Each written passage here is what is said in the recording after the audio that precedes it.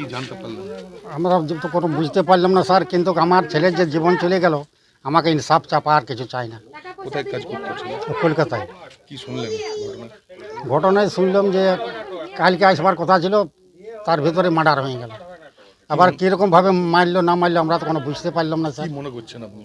আমার মনে আর কি বলবো, তো মার্ডারই বলে মারে দিয়েছে হয়তো সঙ্গে সাথীতে। আমাকে মানে আমার ইনসাফ চাই, আর কিছু চাই না স্যার। কতদিন ধরে কাজ করতো? ওর 12-13 বছর।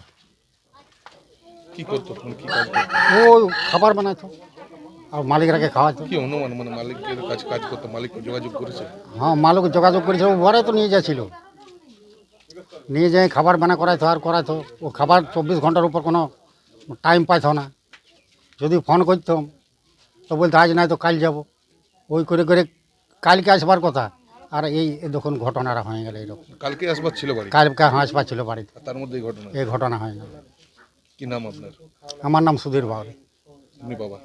আমি ওর বাবা।